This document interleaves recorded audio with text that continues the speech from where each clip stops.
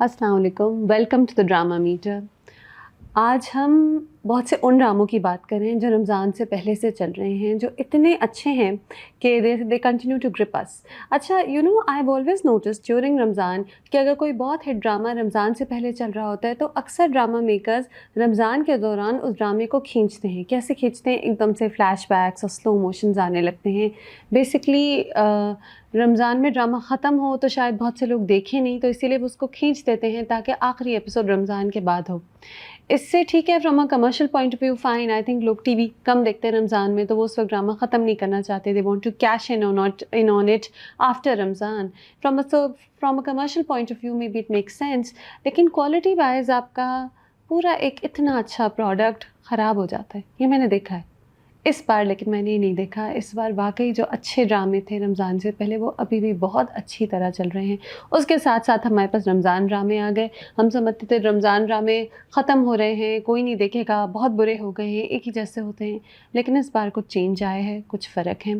हाँ, ये अलग बात है कि रमज़ान में ज़्यादा टीवी देखने का दिल नहीं करता। You have other priorities, you want to pray more, you are more tired, so maybe it is not the ideal time for watching TV. So maybe some of the dramas I'm talking about you'll see a little later. But let me know what you think. There's a lot of interesting stuff that's going on TV these days.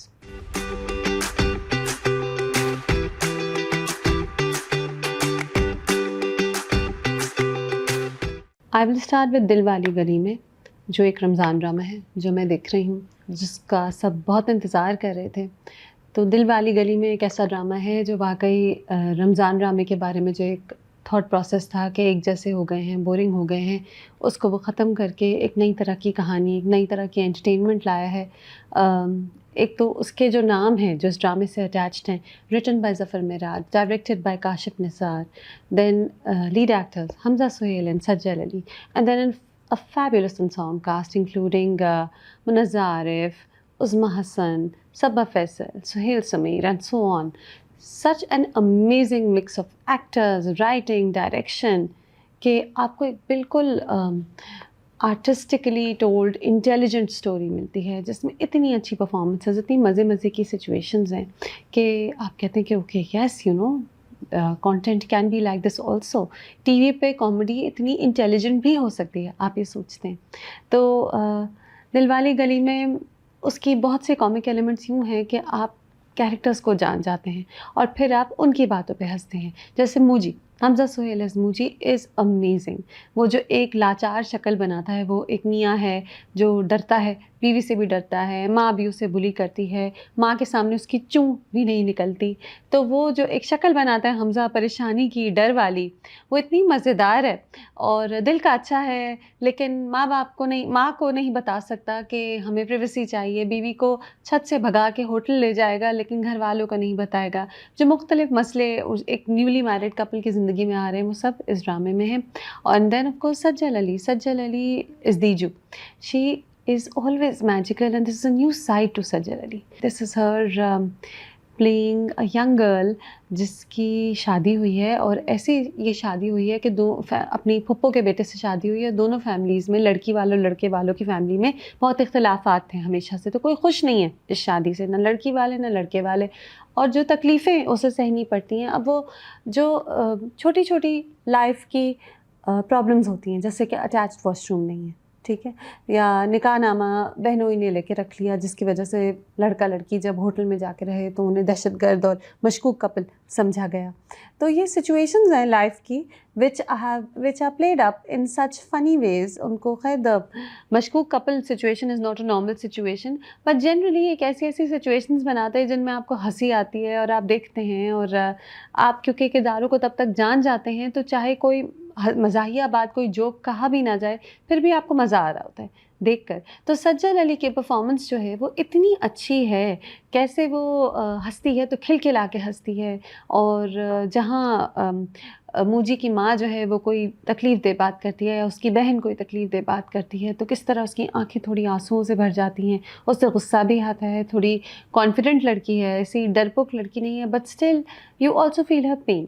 तो है तो ये romantic comedy, लेकिन साथ-साथ बहुत intelligent है, human psyche के बारे में है, तो आपको इस लड़की का दुःख भी फ़ील होता है कि वो शादी होकर आई है और शादी के दिन से, उसी दिन से उसे किस-किस के कैसे-कैसे प्रेशर्स और कैसी-कैसी पॉलिटिक्स से डील करना पड़ा है। So fabulous performance by Sajjal Ali and Hamza Sohail. And then you go on to Saqib Sameer, who is so good as Ishtiyaq साहब, जो कि फ़ायज़ा जो एक टीचर हैं उस उनकी चुपके-चुपके से दोस्ती है, फ्लर्टेशंस हैं, तमकीनात, उज़मा हसन, मूजी की सड़ियल बहन जो पॉलिटिकल बातें करती है और दीजू के लिए मुश्किलात खड़ी करती है। And then Saba Faisal is the mother, कैसी वो एक स्कूल की प्रिंसिपल है तो वाक़ई एक उनका प्रिंसिपल वाला रवैया है, कैसे वो ताने तशने मारती हैं। तो you have all these characters performing very well, dialogues बहुत अच्छे हैं, but there is a but here. कहीं-कहीं मुझे लगता है कहानी ड्रैग हो रही है, कहीं-कहीं मुझे हँसी नहीं भी आती। अब मैं सोच रही थी कि दिल वाली गली में अगर रमज़ान ड्रामा ना होता, तो शायद ज़्यादा मज़ेदार होता। शायद वो 30 एपिसोड निकालने का जो एक प्रेशर है वो ना होता, तो ये एक 20 एपिसोड का ड्रामा होता और कुछ पार्ट्स इसमें ना होते, जो हैं तो फ़नी, लेकिन ऐसे भी कोई फ़नी नहीं है। जैसे कि वो जो पूरा होटल में जो पकड़े जाते हैं और पुलिस लेके जाती है और लंबी-लंबी कन्वर्सेशंस होती हैं पुलिस वालों की, वो इतनी ज़रूरी नहीं थी, वो इंटरेस्टिंग नहीं थी। तो there are places where I feel कि the drama could have picked up अगर वो रमज़ान के 30 दिनों तक की रिस्ट्रिक्शन ना होती उस पे। It could have been maybe more entertaining. कहीं-कहीं आपको वो हँसी मज़ाक नहीं मिल रहा रमज़ान वाला, और actually the content there, that this is a young couple that want intimacy, they're not getting privacy. I feel that when a family sits together to watch a Ramzan drama, maybe some people will feel uncomfortable watching this. I really feel that Ramzan के अलावा किसी और वक्त आता तो ये drama ज़्यादा उठता, ज़्यादा उभरता, ज़्यादा मज़ेदार लगता। But despite that it's very well done, and of course Kashif Nisar की आपको डायरेक्टोरियल एक्सपर्टीज़ नज़र आती है। किस तरह वो कहानी को लेके चल रहे हैं, कैसा वो घर है, कैसा वो सहन है, नीचे स्कूल है, ऊपर घर है, गलियां जो हैं लाहौर की वो सब नज़र आती हैं। छतों पे किस तरह जब मूजी और दीजू भाग रहे होते हैं तो कैसे वो जो लाहौर के पुराने लाहौर में जो छतें हैं जो आपस में जुड़ी होती हैं, तो दीवारों को जंप कर करके दीवारें टाप कर जा रहे होते हैं इधर से उधर, तो वो भी बड़ा मज़ेदार है। You see all those elements, you experience the city, you experience the people. It's very well done, but could have been funnier. Um, Maybe not really suitable for Ramzan, but really, it is setting an example कि comedy ऐसी intelligent भी हो सकती है, कहानी इतनी मज़ेदार भी हो सकती है without being slapstick, without being silly. There is nothing silly about Dilwali Gali में. 3 out of 5. Now we'll talk about Ishq Di Chashni. That's the other Ramzan drama that's being watched a lot. और हाँ, ये है जो feel good Ramzan content आपको मिल रहा है, comedy मिल रही है, सिली सिचुएशंस मिल रही हैं, लेकिन समहाउ वो सब टाई अप इतनी अच्छी हो रही हैं कि आपको मज़ा आ रहा है। तो इश्क दी चाशनी जो है उसमें कुछ चीज़ें फ़र्क हैं। जैसे होता था रमज़ान ड्रामे के ना एक कुछ एलिमेंट्स होते थे जो हमेशा होते थे, फिर आप बोर हो गए थे वो देख कर। तो इश्क दी चाशनी में कोई क्यूट छोटा बच्चा नहीं है जो बेवकूफ़ी की बातें करता रहता है, ये सारे रमज़ान ड्रामों में होता था। रोमांस जो है वो 2 कज़न्स के बीच में नहीं है, शुक्र है 2 कज़न्स के बीच में नहीं है, 2 बिज़नेस राइवल्स के बीच में है। That's a new twist. तो ये जो छोटे-छोटे ट्विस्ट्स हैं ना, उससे कहानी रिफ़्रेश हो जाती है और मज़ा आने लगता है उसको देखने में।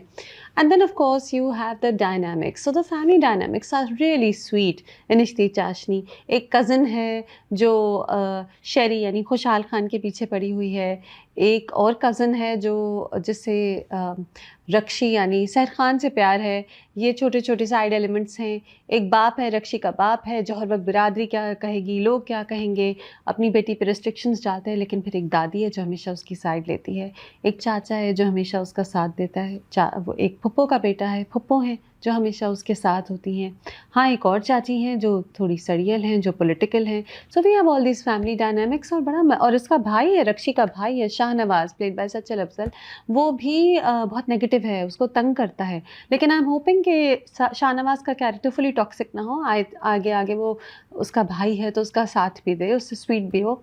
तो बेसिकली इश्क दी चाशनी just get lost in this crazy world that these people have built. हाँ, शुरू में थोड़ा कुछ silly parts आए. Yes, there are silly parts in this drama जो आप कहते हैं कि ये कैसे हुआ. जैसे कि basic जो logic defying चीज़ें हैं कि दुकान जो है वो 3 दिन में कैसे सेटअप हो गई या 4 दिन में कैसे दोनों की सेटअप हो गई. दुकान में किचन की भी चीज़ें होती हैं, सब पेंट होता है, इंटीरियर्स होता है, so much. How did they set up the shop so quickly? And उसके बाद ये कि जी फूड फेस्टिवल इतने जल्दी कैसे, नए नए रेस्टोरेंट्स हैं, इन्होंने फूड फेस्टिवल कैसे सेटअप कर दिया. तो बहुत सी चीज़ें हैं जहाँ आप कहते हैं why, how, what, but then it's not suppose to be very deep. You know, these details, you're not supposed to look at the details. You're supposed to look at Rakshi's family and Sherry's family, and you're supposed to enjoy the clashes between Rakshi and Sherry. तो वो तो हम enjoy करते हैं. And they're both performing really well. So Seher Khan is very good at delivering feel-good content. She lights up the screen when she comes. इतनी अच्छी romantic heroine है सहर खान. वैसे ही बहुत अच्छी एक्ट्रेस हैं, बट रोमांटिक हीरोइन बहुत अच्छा प्ले करती है. और जो यंग लड़की होती है with dreams, with plans, she is completely that girl. और हाँ, सहर तो अपने पिछले रमज़ान ड्रामे में भी चाय का ढाबा खोलना चाह रही थी फेरी टेल में. इस बार उन्होंने मिठाई की दुकान खोली है. तो ये एक चीज़ है जो सिमिलर है. एंड बिकॉज फेरी टेल भी इतना वेल लव्ड था तो मुझे ये कनेक्शन नज़र आ रही थी. Khushhal Khan's first Ramzan drama and he is very good at it. Khushhal is a very good actor and he has that silly element to him. जैसे कि एक पार्ट है जहाँ शेरी को पुलिस लेके जा रही होती है, तो पुलिस के साथ उल्टा सीधा भाग रहा होता है, उन्हें तंग कर रहा होता है. तो वो पार्ट्स मुझे इतने फ़नी लगे कि मुझे लगा कि ये शेरी नहीं है, ये खुशहाल है. एंड मुझे लगा वाकई कि वो पार्ट शायद खुशहाल ने भी इम्प्रोवाइज़ किए होंगे. He must have enjoyed them because this is so him and he's acting very well. This slow chemistry that's been building up between Sherry and रक्षी, जिसे कहते हैं enemies to lovers कहते हैं, तो वो इतनी अच्छी बिल्ड हो रही है. और अभी से आपको थोड़े थोड़े रोमांटिक एलिमेंट्स नज़र आ रहे हैं. So I am enjoying that. फिर जी कज़न्स हैं, वो the both they're in love with वो जो खाला की बेटी इन लव विद शेरी. और फिर जो शेरी की वो खाला की बेटी है वो किस तरह उसके पीछे पड़ी हुई है, उसे एस लव्स एम का जो स्वेटर देती है, दैट इज़ सो क्यूट. दूसरी तरफ we have Sultan played by Mohammad Shah. And इतना हमें पता है कि वो हीरो नहीं है, बट सुल्तान शेरी रक्षी का कज़न है जो उसे सपोर्ट करता है. इतना स्वीट वो कैरेक्टर है, इतना प्योर है कि you start liking this character also and you like the friendship that Rakshi and Sultan have. तो ये सारे एलिमेंट्स हैं. You think about them later. इश्ती चाशनी बहुत ही एक फ़न वॉच है. हाँ, लेकिन उस फन में एक प्रॉब्लम है and that problem is a big one. It's called rasgulla. तो रसगुल्ला जो है वो एक कैरेक्टर है जो ड्वार्फ है and he is older than Sheri, but supposedly शेरी का बेस्ट फ्रेंड है. और पता नहीं क्यों इस ज़माने में जहाँ पे सोशल मीडिया अवेयरनेस इतनी है, इतनी कॉन्वर्सेशंस हो रही हैं, ड्रामा मेकर्स को लगा कि बहुत फ़नी है कि एक ड्वार्फ्ड इंडिविजुअल को इस तरह ट्रीट किया जा रहा है कि शेरी उसे इधर से उधर उछालता रहता है. वो बस एक मज़ाहिया एक कैरेक्टर है just because of his height.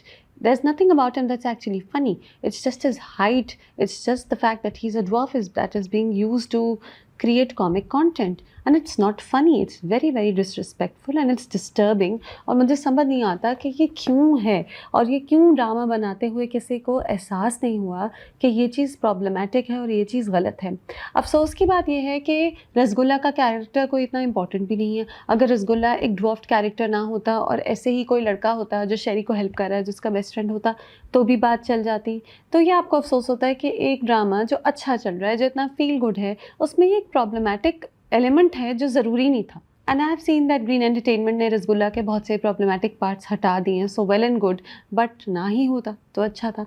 So Ishti Chashni is a fun watch. I am enjoying it. It is a lot of family humour, good comedy, feel good. So it fits into that Ramzan bracket, you know, जो आप बाद में आराम से बैठ के देखना चाहते हैं रोज़े के बाद. बिल्कुल उसी कंटेंट में फॉल करता है. There is nothing offensive in it, so the family can watch it together. And हाँ, सिली है. Silly, I wish it wasn't so silly all the time. थोड़ा लॉजिकल होता तो और अच्छा होता. पर I think Ramzan feel good content में चलता है. I am having fun and I am loving the chemistry between all these characters. They are all acting very very well. मुझे तो रक्षी की दादी बहुत अच्छी लगती हैं जो उसकी साइड लेती हैं. और हाँ, इस सारे हंसी मजाक में आपको एक मैसेज मिल रहा है वेमेन एम्पावरमेंट का, कि एक लड़की है जो अपनी बिज़नेस बिल्ड करना चाहती है. उसकी फैमिली में कभी किसी ने ऐसा किया नहीं है. उसका बाप बहुत मुखालिफ है इस बात का, लेकिन उसकी दादी उसका साथ दे रही है, उसका चाचा उसका साथ दे रहा है, तो you also have the strong message underlying the story. 3 out of 5। अब चलते हैं दुनियापुर की आखिरी किस्त में, जिसने हमें एज एक्सपेक्टेड बहुत सारा एक्शन दिया, लेकिन कहीं हालांकि बहुत एक्शन था, हालांकि बहुत मार धाड़ थी, बहुत लोग मर गए, बट फिर भी कहीं आपकी बात इनकम्प्लीट रह गई, अधूरी रह गई, आप डिससेटिस्फाइड रहे। तो दुनियापुर ने हमें सीन्स तो बड़े ड्रामेटिक दिए कि जी वो मीर हसन की भी आर्मी आ गई आदम के घर, आदम भी बाहर निकल आया गन के साथ, नवाब भी पहुंच गया वहाँ गन के साथ, और ये सब आपस में गन फायर हो रही है, लोग मर रहे, तो हमें ये ड्रामेटिक सीन्स मिले। बट जो चीज़ हम चाहते थे, जिसका हम इंतज़ार कर रहे थे, जिन प्लॉट ट्विस्ट्स का, वो नहीं आई, which was strange. ये आखिरी किस्त थी, we were waiting for these plot twists. So for instance, I was really waiting for Anna to discover कि उसकी माँ को आदम ने नहीं मारा था, नवाब ने मारा था, उसे नहीं पता चलता। I was really waiting for Shami to tell Anna कि नवाब ने क्या उसकी दादी के साथ किया था, वो भी नहीं हुआ।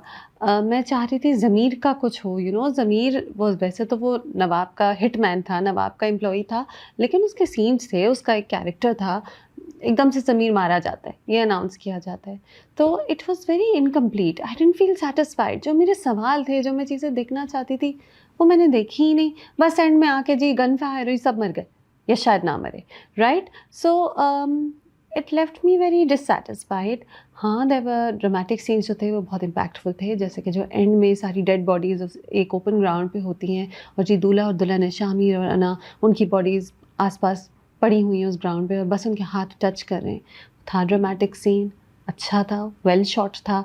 इसी तरह शामिर और अना की शादी खूबसूरत थी, दोनों बहुत अच्छे भी लग रहे थे, कोई ब्राइडल वेयर का ऐड होता तो बहुत अच्छे कपड़े बिकते, बट ऑल्सो बहुत अच्छा सीन था जहाँ उनका निकाह होता है, बहुत अच्छे लग रहे थे। Ramsha Khan made such a fierce Ana, even as a दुल्हन there was a dangerous edge to her, तो वो उसकी चिन ऊपर थी, बड़ी कॉन्फिडेंट, बोल्ड, वो जा रही है एक मिशन पर शामिर के घर, वो आदम को ख़त्म करेगी। सो द थिंग इज़ कि वो आपको नज़र आ रही थी, वो फियर्सनेस उसकी आँखों में, तो I liked that, I remember all that. But still क्या हुआ दुनियापुर में? बस आपस में गन फायर हुई और सब मर गए, कोई कन्फेशंस नहीं हुए, कोई बात नहीं खुली, एंड हाँ, बहुत से लोग मर गए। सो शामिर की माँ और मदीहा, उनकी डेथ हो जाती है। नौशाबा को निमरा स्टैब कर देती है, क्योंकि नौशाबा अना को मारना चाह रही होती है। ये सब होता है। एक बहुत अच्छा सीन होता है जहाँ शामिर की मदीहा से निकाह हो रहा है, तो जब वो मौलवी साहब कहता है आपको कबूल है, तो वो कहता है नहीं। I love that part, good, at least वो शादी नहीं हुई, लेकिन उसके फ़ौरन बाद ही गन फायर हो गई, लड़ाई शुरू हो गई। एंड नवाब आदम को कहते हैं तुम हमेशा मेरे नौकर थे और नौकर रहोगे। तो ये सब बातें नवाब कह रहा है, राइट? नवाब ईविल है, नवाब क्रूल है, नवाब एक लेचरस ओल्ड मैन है, यंग लड़कियों से शादी करता रहता है, तो फिर उसे सफ़र करना चाहिए था। कहीं उसे मौत से पहले उसे एहसास तो होता कि वो कितना बड़ा विलन है, कहीं वो रिग्रेट तो करता, कुछ वो उसको कुछ मौका तो मिलता कि उसका कैरेक्टर कहीं रिग्रेट करता, माफ़ी मांगता, कुछ तो होता। बस वो ऐसे ही नवाब मीर हसन के गन फायर से मार दिया जाता है। So I didn't get the closure that I wanted. हाँ, एक प्लॉट ट्विस्ट थी जो एंड में बहुत अच्छी थी, कि पता चला जी कि शामी जिस एम्बुलेंस में जा रहा था वो भी गायब हो गई, और अना जिस एम्बुलेंस में जा रही थी वो भी गायब हो गई। So this sets the stage for season 2 of Duniyapur. और क्योंकि शामिर और अना की बात क्लियर ही नहीं हुई है, क्योंकि अना भी अभी तक आदमों को अपना दुश्मन समझती है और शामिर नवाबों को अपना दुश्मन समझता है, तो फिर उनकी दुनियापुर की लड़ाई चलती रहेगी, क्योंकि अगर ये दोनों जान जाते असलियत तो दुनियापुर में अमन हो जाता, फिर दुनियापुर की जंग जो हमेशा से थी वो ख़त्म हो जाती, तो नवाबों और आदमों की जंग जारी रहेगी अगले सीज़न में, अगर अगला सीज़न आता है, which is good, which is fine. But I get के कुछ चीज़ें वो ओपन रखना चाहते थे सेकंड सीज़न के लिए, but we needed some closure in the first season. कुछ चीज़ें थीं जो ज़रूरी थीं ख़त्म हो। जल्दी में ना प्लॉट में होल्स रह जाते थे दुनियापुर में थ्रू आउट। कुछ चीज़ें थीं जहाँ पूछते रहते थे कि हैं ये कैसे हुआ, ये क्यों हुआ। ये नहीं होना चाहिए। When you doing an action thriller, the story needs to be more water tight, and till the very end Dunyapur story was not water tight the way I wanted it to be. However, what Dunyapur has done, it has introduced a new genre to TV. It has introduced a new way of storytelling. एक नई तरह की कहानी है, नई तरह की एक एक्शन पैक थ्रिलर है जो टीवी पे नहीं आया था. उसमें जो सारे एक्शन सीक्वेंसेस हैं वो बहुत रियलिस्टिक थे, बहुत वेल डन थे, एक्टर्स बहुत अच्छा परफॉर्म कर रहे थे, कहानी वीक थी. और कहानी कितनी ज़रूरी है इससे पता चलता है कि कहानी बेहद ज़रूरी है. 2 out of 5 to the last episode of Duniyapur. एक और ड्रामा जो अपने एंड की तरफ जा रहा है. Let's talk about the third last and second last episode of Aye Ishq ke Junoon, जिसमें प्लॉट ट्विस्ट पे प्लॉट ट्विस्ट होते गए और बहुत कुछ एक साथ 2 एपिसोड्स में आपको बहुत कुछ मिल गया. It was a fun ride. So you know Rahim record कर लेता है शहरोज़ की सारी कन्फेशन जो होती है कि मैंने इस ईमन को मारने की कोशिश की, ये मरती ही नहीं थी. एंड ये क्या कहते हैं, मैं तो तंग आ गया था इससे. तो खैर वो सारी चीज़ अली नवाज़ ख़ान ने देख ली है, कहानी इधर थी. तो माँ कहती है कि फ़नी पार्ट से माँ कहती है, Shahroz I am so ashamed of you, how could you do this. तो शहरोज़ उससे कहता है, बस करें मामा, अपना ड्रामा सुन लिया है बाबा ने सब कुछ. तो भाई मामा और शहरोज़ दोनों का अली नवाज़ ख़ान को असलियत पता चल गई है. अब everything is wrapping up. So now Ali Nawaz has realised कि शहरोज़ और आफ़िया की असलियत पता चल गई. वो मामू के पास जाता है, उनसे कोई बात करता है, हमें अभी नहीं पता कि वो क्या बात होती है. और फिर अली नवाज़ और शहरोज़ की कन्फ्रंटेशन होती है. Now this is a very good scene. यहाँ वो बेटा जो है वो शुजा असद ने शहरोज़ को इतना ईवल और इतना ब्रैटी बनाया है, इतना एरोगेंट ब्रैटी स्पॉइल्ड बॉय. उसकी आंखों में कभी शर्मिंदगी नहीं आती. वो अपने बाप से आंख मिलाकर बात करता है. हालांकि अब उसके जुर्म का पता चल गया बाप को, लेकिन कहीं भी वो शर्मिंदा नहीं. वो कहता है कि जब when it comes to Rahim भाई, आप आंखों से अंधे, कानों से बहरे और दिमाग से पैदल हो जाते हैं. और आप क्यों नहीं मर जाते बाबा, आप क्यों नहीं मर जाते. ये कहता है, अपने बाप के कॉलर को पकड़ता है. और फिर जी वो एमन आ जाती है, खूब थप्पड़ मारती है शहरोज़ को. उसकी माँ आ जाती है, उसे दूर करती है. और फिर थोड़ी देर बाद Ali Nawaz Khan dies. So that's another major plot twist. अच्छा, मरने से पहले हमें एक सीन आता है जहाँ अली नवाज़ ख़ान राहिम से कह रहे हैं कि मैंने तुम्हें कुछ बताना है. तो राहिम कह रहे हैं, बाबा आप थके हुए हैं, अभी ना बताएं. And you like, oh no, what if you know, पता नहीं क्या बात बतानी है. ये ना हो कि थके हुए हैं तो वो नहीं बताएं. लेकिन बहरहाल वो राहिम को बता देते हैं. और बात असल ये है, और ये मैं हमेशा से सस्पेक्ट करती थी, मुझे लगता था यही बात है. राहिम जो है वो अली नवाज़ शाह का बायोलॉजिकल सन होता है from another wife who passes away, right. तो ये एक बात खुल जाती है. ये हमेशा से मेरे दिमाग में पीछे से आता था कि ये इतना प्यार करता है राहिम से, शायद शहरों से ज़्यादा ही प्यार करता है, राहिम पे इतना डिपेंडेंट है, शायद कोई बात है, maybe they are biologically related. तो अब पता चल गया कि राहिम अली नवाज़ ख़ान का बेटा था. अच्छा, जो हॉस्पिटल का सीन है, अब मैंने शुजा असद की तो एक्टिंग की बात की, he is very good as the villain. और आगे भी नज़र आएगा जब फ्यूनरल होगा how well he performs. But साथ साथ Shahryar Munawar is remarkable in the scene in the hospital, जहाँ राहिम को पता चल रहा है कि बाप का इंतकाल हो गया. कैसा वो बेहाल होता है, कैसे वो अफसरदा है, रो रहा है, कह रहा है बाबा मुझसे नाराज़ हैं, मैंने उनसे बात करनी है. एंड इतना दुख, इतनी एक्सेलेंट वो परफॉर्मेंस है. It's I think Sheheryar Munawar's finest performance yet.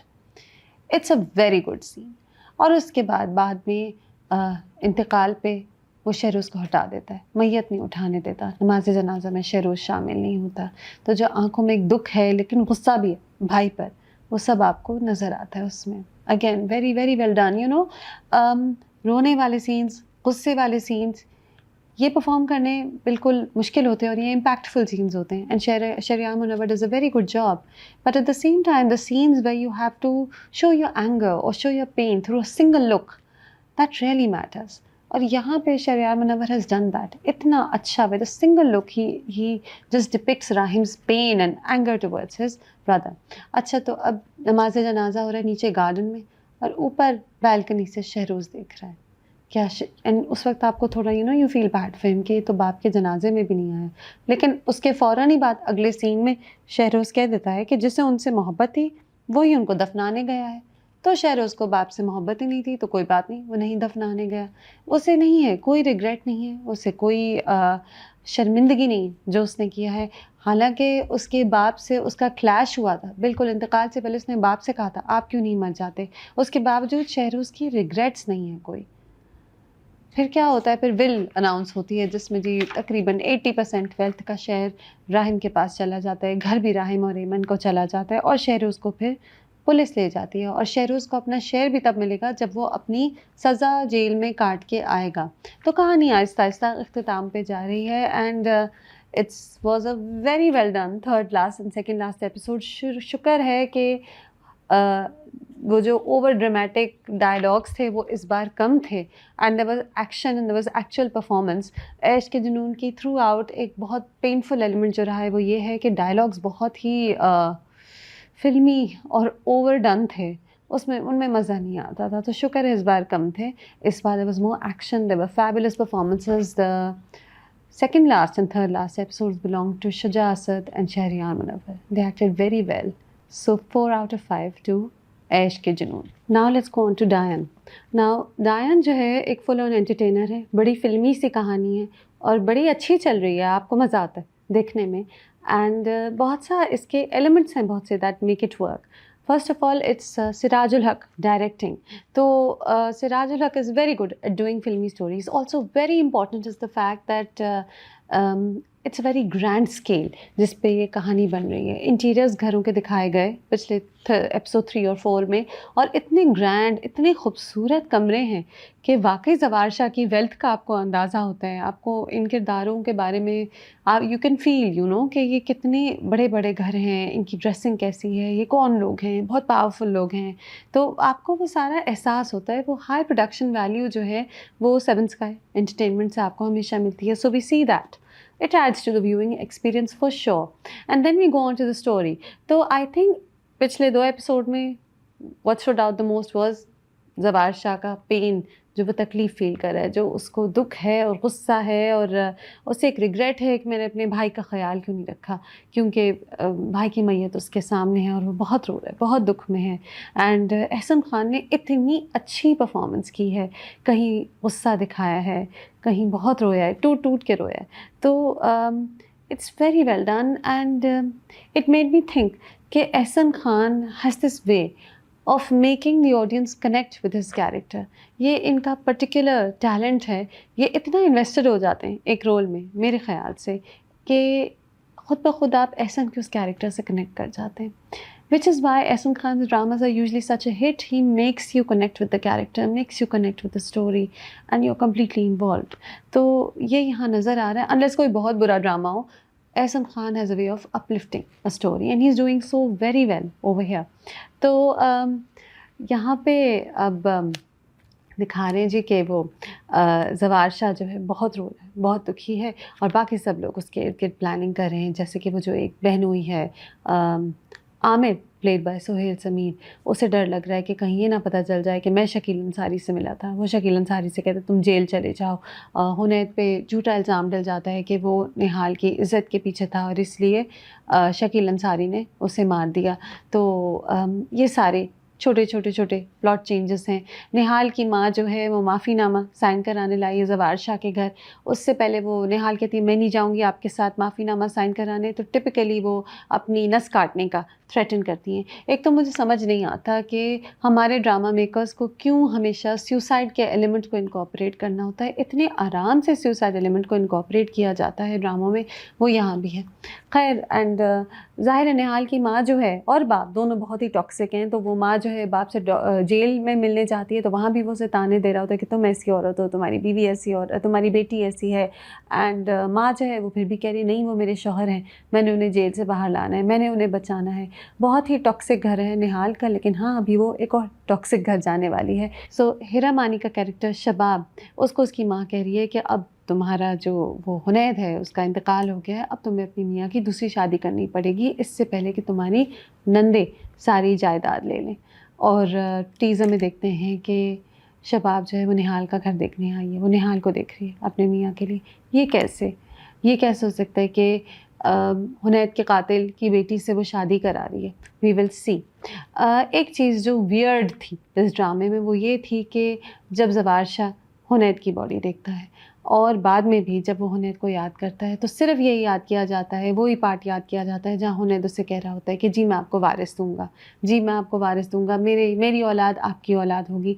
मुस्तकिल यही एक फ्लैशबैक उसे अपने भाई के बारे में आ रहा है, यानी कि भाई की डेड बॉडी है, he has been murdered, a young brother has been murdered, जो बिल्कुल वो कहता है मेरे बच्चों की तरह था, उसका इंतकाल हुआ है। और बाद जो सिर्फ़ एक फ्लैशबैक याद आ रहा है वो वारिस के बारे में। फिर कुछ लोग आते हैं ज़वार शाह के पास अफ़सोस करने, तो वो भी उससे कहते हैं कि हुनैद शाह ने तो आपको वारिस देना था। यानी how insensitive can you be कि आप इंतकाल हुआ है, मर्डर हुआ है, आप अफ़सोस करने आ रहे हैं और आप सिर्फ़ वारिस की बात कर रहे हैं। This is so weird, you know, you can tell कि स्टोरी असल में वारिस से इतनी ऑब्सेशन इसलिए है क्योंकि आगे वारिस की ही वजह से ज़वार शाह की दूसरी शादी कराई जाएगी। तो यू कैन टेल कि कहानी इसीलिए इस तरफ जा रही है, बट ये इतना सिली था and it was so insensitive कि there is a dead body lying there और बात वारिसों की हो रही है कि बस। खैर, the toxic sisters are still very toxic, Razia and Faiza I think their names are, and वो भी लेकिन छुपा रही हैं, वो नहीं बताना चाह रही कि उनको शकील अंसारी की रिलेशनशिप का पता था। वो आमिर जो है अपनी बीवी को कह रहा है कि तुम बिल्कुल ना कहना, तुम्हें निहाल और हुनैद की कनेक्शन का बिल्कुल किसी को ना बताना। तो और अब मैं सोच रही हूँ कि क्या होगा, क्योंकि ये भी मुझे पता है कि दायन में महविश हयात का डबल रोल है। Where is the other Mahwish Hayat? Is she the dayan? ये निहाल तो बड़ी अच्छी सी है, ये तो अच्छी बातें करती है। अपनी माँ से उसने कहा मैं आपको कभी माफ़ नहीं करूँगी, जिस आदमी ने मुझे इज़्ज़त देनी चाहिए आपने उसी को बेइज़्ज़त कर दिया। तो वो सब आएगा आगे कि क्या होगा, क्या अच्छी महविश हयात और वो जो ईविल वाला रोल है वो वाला कैरेक्टर कौन-सा है? We do not know, but very good acting by Ehsan Khan all through these last two episodes, and also Mehwish Hayat is it's so good to see her back on TV again. Diane बहुत action packed और फिल्मी मसाले वाला drama है, and it's doing the फिल्मी मसाला right, you know, it's delivering it very well. I just hope ड्रामे में बहुत drags ना हो, अभी तो बहुत अच्छी पेस पे चल रहा है। 3 out of 5। चलें अब मीम से मोहब्बत की बात करते हैं।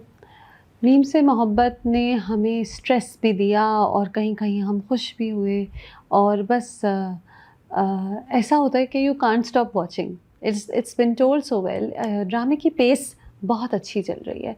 You know, there is so much that happens in 2 episodes और ये I feel that's the Farhad Ishtiaq touch.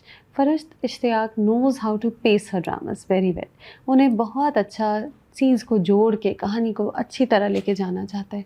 तो मीम से मोहब्बत बहुत क्रेज़ी फ्लैशबैक्स नहीं होते उसमें, सिर्फ़ जहाँ ज़रूरत होती है वहाँ होते हैं और वहाँ वो इतने अच्छे होते हैं कि आप रुक जाते हैं और आप वो सीन आपको याद करने होते हैं, वो डायलॉग्स आप देखना चाहते हैं फिर से। तो हैं इसमें तलहा और रोशी की है, सैडनेस है जहाँ-जहाँ वो सोचते हैं पास्ट के बारे में और दुखी होते हैं, लेकिन वो भी इतनी वेल प्लेस्ड मेमोरीज़ हैं कि आप वो भी देख लेते हैं। तो the pace is very, very good और सबसे अच्छी बात जो हुई वो ये थी कि सबीका और तलहा का रिश्ता ख़त्म हो गया। अच्छा, उससे पहले का बिल्डअप था कि सबीका जो होती है, जैसे one thing that really struck me, Sabeeka जो है वो तलहा के साथ गई है शादी के कपड़े लेने और तलहा जो शक्ल बनाया हुआ है, it's so depressed, it's so down in the dumps, यानी इतनी दुखी शक्ल, आँखों में तकरीबन आँसू, बिल्कुल तकरीबन रोने वाली शक्ल लेके बाज़ार आया हुआ है, उसके साथ शॉप में है, बुटीक में है, बाइंग शादी clothes.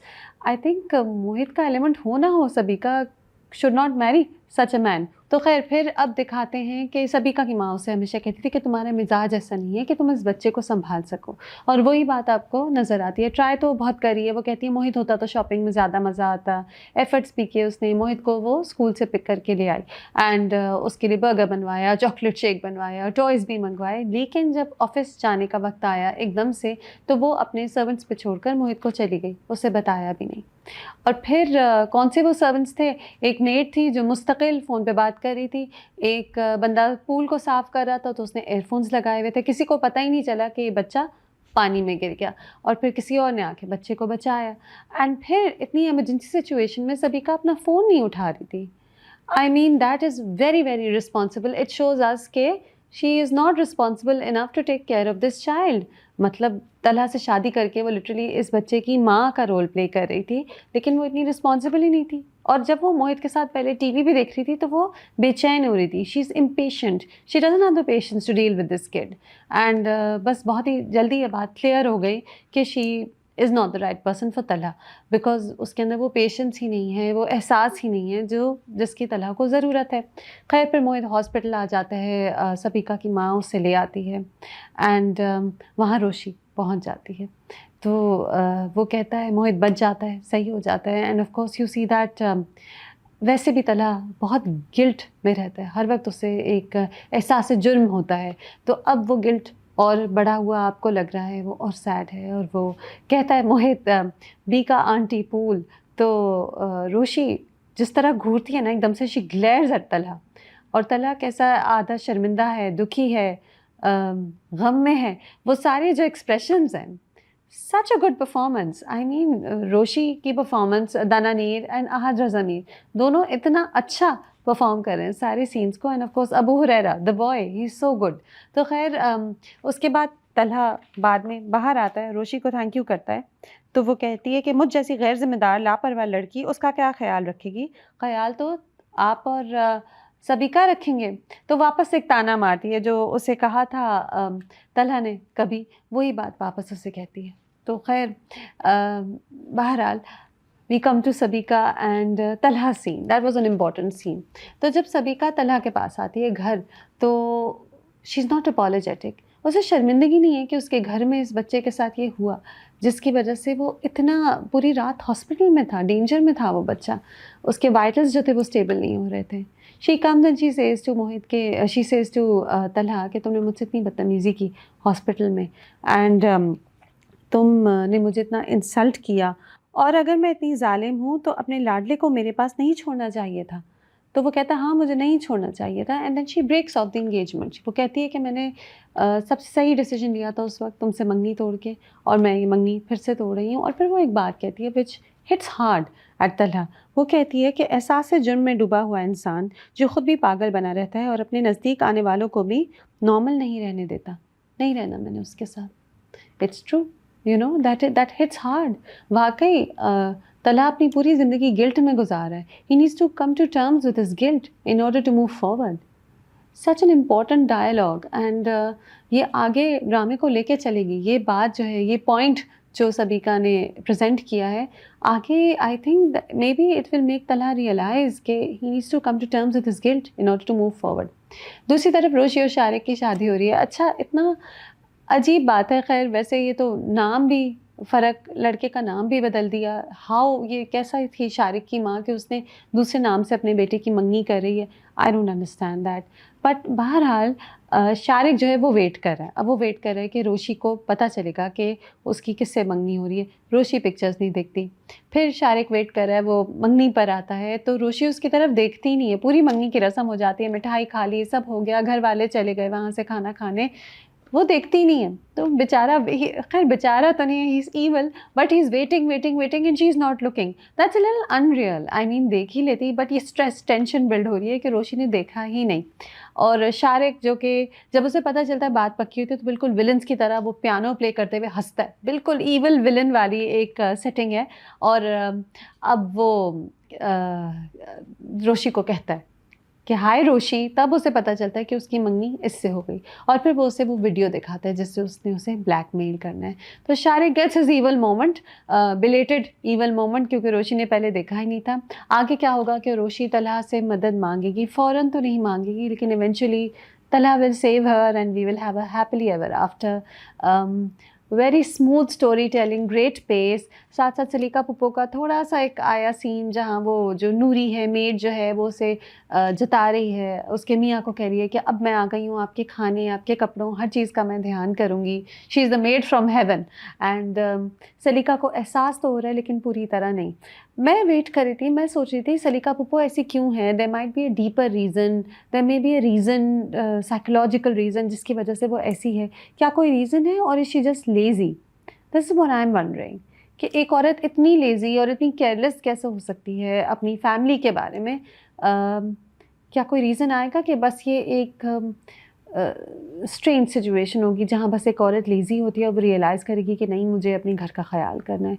And by the way, I realised while getting prepared for this review कि पिछले 2 एपिसोड्स में रुहेल का कोई सीन नहीं था और हमें एहसास भी नहीं हुआ। तो रोहेल और उसकी माँ और उसकी बीवी के सीन्स एक्चुअली बहुत ही अननेसेसरी हैं। इनफैक्ट वो मीम से मोहब्बत की क्वालिटी को थोड़ा डाउन करते हैं, क्योंकि उसमें जो मजाक हैं वो भी मुझे फोर्स्ड लग रहे होते हैं। मुझे लगता है कि वो ड्रामे को फजूल में लंबा खींचने के लिए हैं। उनका कोई मेन कहानी से कोई ताल्लुक ही नहीं रहा उस फैमिली का, तो वो क्यों हैं अभी तक कहानी में। तो इनफैक्ट जब उनके सीन्स नहीं थे तो हमें एहसास ही नहीं हुआ कि they not there. So that means that we could go without these scenes. So नहीं थे और नहीं होने चाहिए, बिकॉज मीम से मोहब्बत वैसे ही इतना अच्छा चल रहा है। And let's see what happens next. Another thing that I'm happy about is that the pace is so good कि ड्रामा खिंचेगा नहीं. Soon we'll get a happily ever after. And very good performances. Ahad Razami, the tragic hero. दाना नीर ने हमें रोशी की दो sides दिखाई, energetic, happy, Babli लड़की, और अब एक लड़की जो सीरियस हो गई है, मैच्योर है लेकिन डिप्रेस्ड है, दुख में है। सारी साइड्स हम वो देख रहे हैं। And Abu Hurairah is so good, that little boy, he is very good performance. इतना वो स्वीट लगता है, वो वाकई मोहित ही लगता है। सो 4 out of 5. On to the fabulous कर्ज़े जान, which is giving us so many fabulous moments. हाँ, टेंशन बहुत बिल्ड हो रही है, बट स्टिल कर्ज़े जान की स्टोरी, उसकी स्टोरी की पेस, उसमें performances, dialogues, and then the way the music plays up, it is exceptional. And मैं तो हमेशा I get so gripped by it. And ऐसे ऐसे सीन्स होते हैं हमेशा जो आप बाद में याद करते हैं।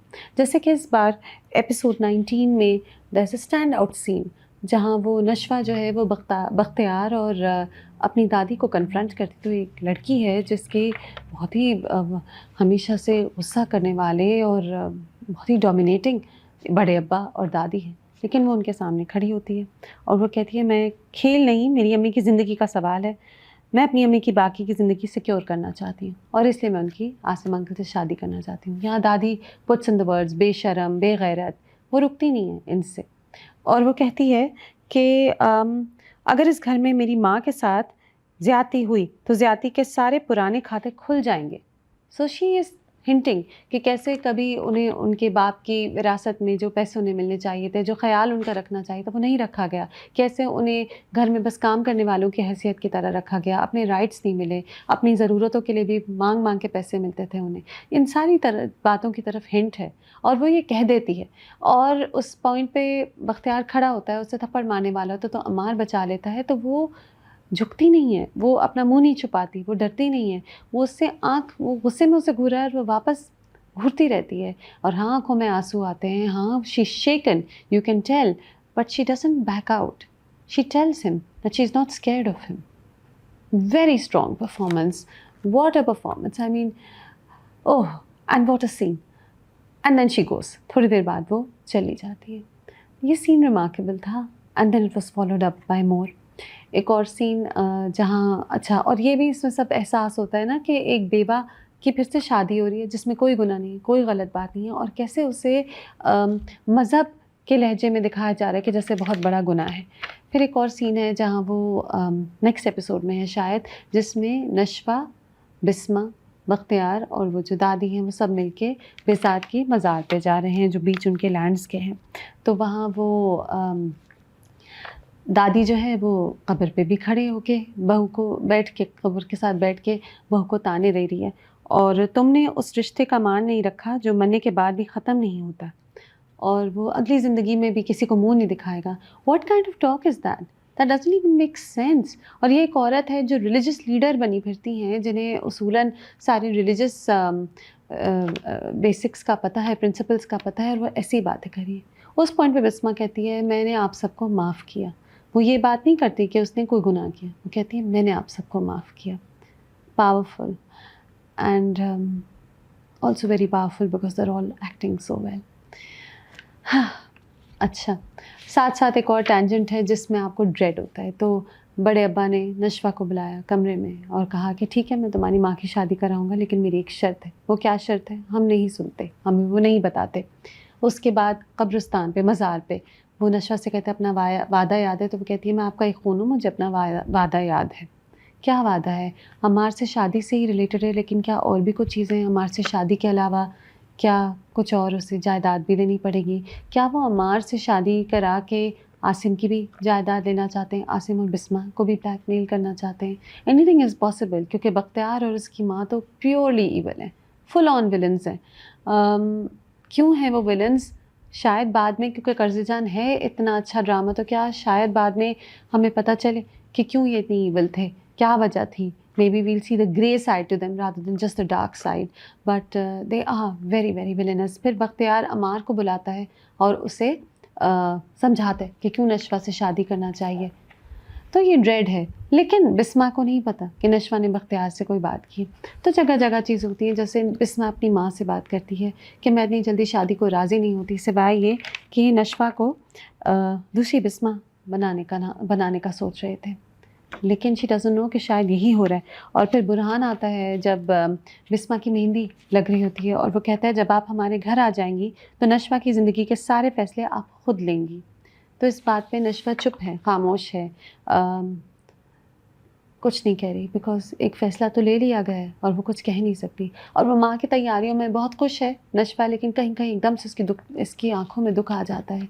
कुछ तो हुआ है और हमें अनकरीब पता चल जाएगा, we are dreading it, but कुछ तो हुआ है और उसका अमार की शादी से ही ताल्लुक़ है। एंड एक डायलॉग जो स्पेशली बहुत ही स्कैरी था, वो ये था कि बख्तियार अपनी माँ को कहता है बिस्मा को आज़ाद कर दें और उसके पैरों की बेड़ियाँ उसकी बेटी के पैरों में डाल दें, और यूँ बिस्मा की सज़ा भी कभी ख़त्म नहीं होगी। So we are on for some very very difficult scenes. लेकिन ये एक बात है कि कर्ज़े जान ज़्यादा आपको रुलाने में बिलीव नहीं करता। कहानी अच्छी तरह, बहुत अच्छी तरह जल्दी जल्दी चलती है और कैरेक्टर्स जो हैं वो अनप्रेडिक्टेबल हैं। तो क्या करेगी नशवा, अब क्या करेगी? I am not sure. क्या अमार से वाक़ई शादी होगी भी कि नहीं? I am not sure.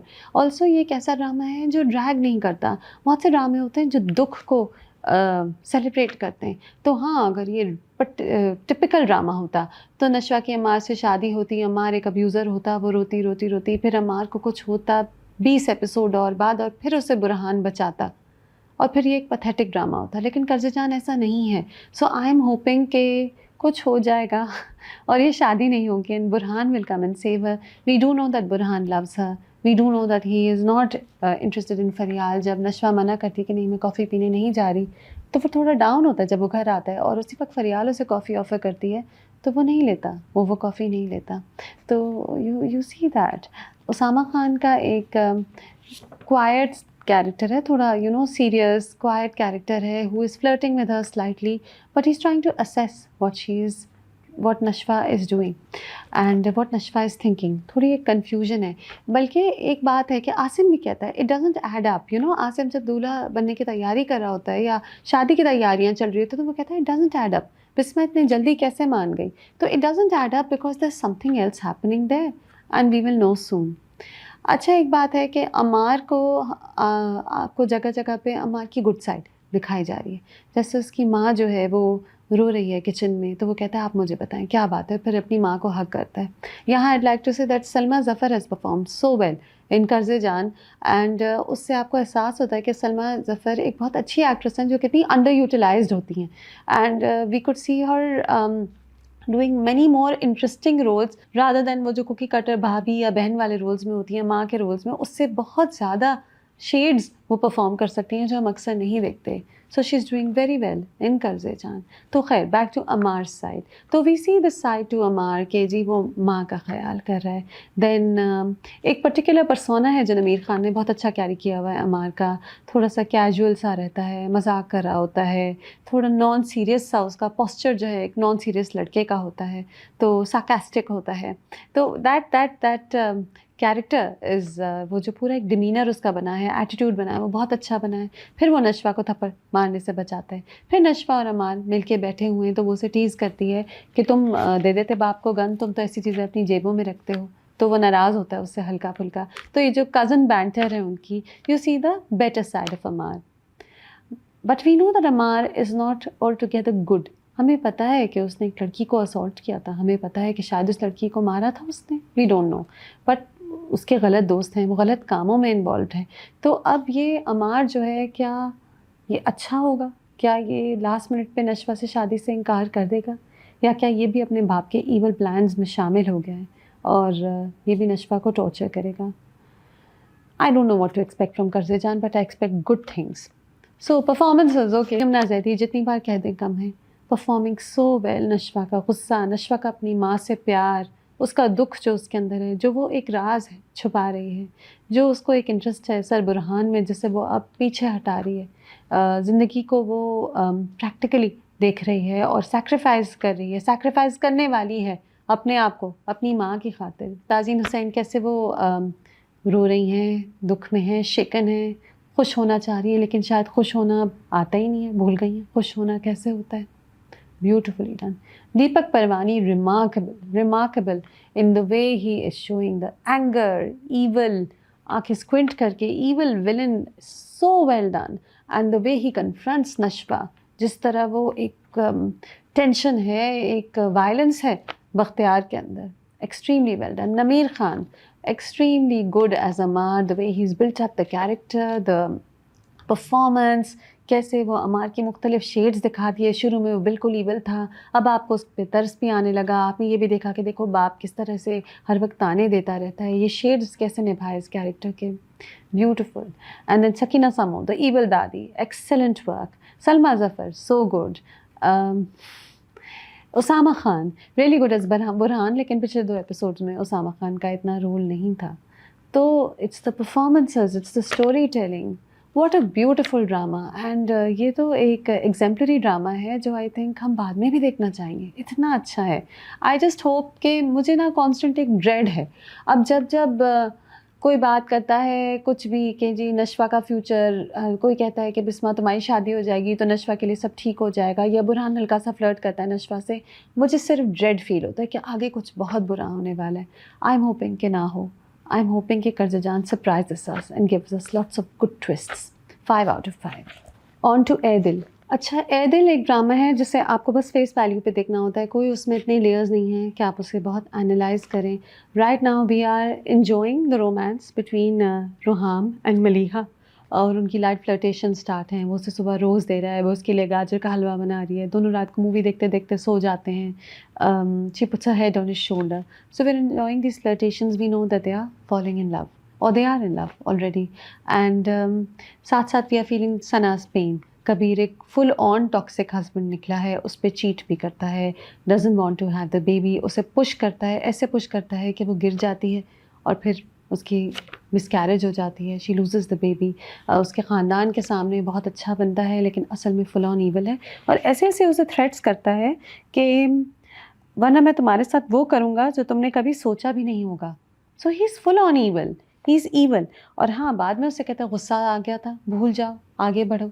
तो Sana is stuck with this psycho husband and Maliha has a really good husband, but she has an ex-boyfriend who's about to come back. And also रुहाम में एक मसला है तो वो थ्रू आउट ग्रीन फ्लैग, लेकिन जगह जगह ये बताया गया है कि उसे झूठ बर्दाश्त नहीं है, उसे झूठ बर्दाश्त नहीं है. तो जब उसे मलिहा का ये बात पता चलेगी, मलिहा ने झूठ आउटराइट तो नहीं बोला लेकिन उसने कंसील की ये बात कि शी हैज़ अ पास्ट. जब उसे उसके पास्ट का पता चलेगा तो ये ग्रीन फ्लैग क्या रेड तो नहीं हो जाएगा कुछ दिन. तो यही एक ट्विस्ट है ए दिल में जिसका आप इंतज़ार करें. So there aren't that many layers. You feel bad for Sana जो रो रही है, अपनी माँ को क्यों नहीं बता रही. अच्छा, तो सना जो है, her mother is a doting mother, they are close. And हाँ, एक उन्होंने किया कि उन्होंने रुहाम से उसकी शादी नहीं कराई, बट फिर भी they thought that they were doing the right thing. They had their heart in the right place. The mother did. Father को शायद पावर प्लेज हैं और उसे दौलत दिखानी है और एक अमीर दामाद चाहिए था, बट माँ जो है वो बेटी की बहुत फिक्र कर रही है. उसके बावजूद ये सना क्यों अपनी माँ को नहीं बता रही कि कबीर असल में ऐसा है. कबीर की पप्पो को तो आराम से बता दिया, उसकी माँ को नहीं बता रही. अच्छा, खैर, तो वो दुख सह रही है. हालांकि सना एक प्रोग्रेसिव लड़की है, एक बहुत ही अमीर इकलौती औलाद है अपने बाप की, तो उसूलन तो she should have the guts to tell her mother what's going on, and she is been raised in a certain way. She is the daughter of a very powerful man, लेकिन बहरहाल ड्रामे ने खींचना है तो वो नहीं बता रही. And Ruham and Maliha are falling in love, but Mohit returns. अच्छा, तो मोहित की माँ जो है वो अभी भी फुली टॉक्सिक हैं. एक जगह पे मलिहा को देखती हैं रेस्टोरेंट पे, तो जाके ऐसे ही उसे सुना देती हैं और कहती हैं मेरा बेटा जेल भी गया है तो इसी की वजह से गया है. तो she is full on toxic, और मोहित अब वापस आएगा। सना की नहीं सॉरी, मलिहा की माँ बीमार है, बीमार ही रहेंगी। सानिया सईद को कहा गया कि आप खांसें और आप बीमार होने की एक्टिंग करें। एक्ट्रेस वो इतनी अच्छी है कि बहुत अच्छी बीमार होने की एक्टिंग करी, काश उन्हें और भी सीन्स मिले होते। So this is where the story is, they're all acting very well. I think Adil is very good for Azan Sami Khan and Komal Mir, क्योंकि it really, you know, they look really sweet as a couple. It's also very good for Hina Chaudhary, जो stand out कर रही है, बहुत अच्छा perform कर रही है with these veteran actors. It's not that remarkable for Gauhar Rashid, जिसको फिर से एक villain के रोल में डाल दिया है। Gauhar is such a good actor कि जो भी रोल दे दें he'll perform it well, and he's performing it very well. जो कबीर की एक two sides हैं कि सना की माँ के सामने कह रहा है मैंने अपना बच्चा खो दिया, और रोने की एक्टिंग कर रहा है, और असल में सना को थ्रेटन कर रहा है, और क्या उसके ट्रू कलर्स हैं, ही इज़ वेरी ईवल। तो वो सारे गौहर रशीद बहुत अच्छे परफॉर्म कर रहे हैं, but then it's a role that is not memorable at all. So it's good for Azan and Komal Mir. The chemistry is nice. You watch it, it's engaging, but there is not too much to analyze it. हाँ, अब मोहित वापस आएगा और शोर मचाएगा, और फिर क्या होगा? I hope the drama doesn't get too lost in tragedy. I hope the pace goes on, क्योंकि अभी तक it's very well paced, और ड्रामे की पेस अच्छी चलना, ड्रैग ना होना बहुत इंपॉर्टेंट है। चाहे ड्रामा बिल्कुल टिपिकल हो, जहाँ स्लो मोज आ जाते हैं वहाँ वो ख़राब हो जाता है। कभी कभी टिपिकल स्टोरीज भी बहुत इंगेजिंग होती हैं, as long as we don't get tired by the flashbacks. तो अभी तक तो ऐसे नहीं हुआ। 2 out of 5 to Adil. That's it for this time. Catch me for more next time. Do you agree with the reviews? Have you been watching all these dramas? I have actually not watched some dramas this time that I was watching every week. वही मैंने कहा कि रमज़ान में routine और होता है, and हमारी priorities बहुत सी होती हैं, जिसकी वजह से आप देख तो रहे होते हैं लेकिन कहीं कहीं थक जाते हैं, एंड कहीं कहीं टाइम नहीं निकलता. So let me know if you agree with my reviews. Till next time.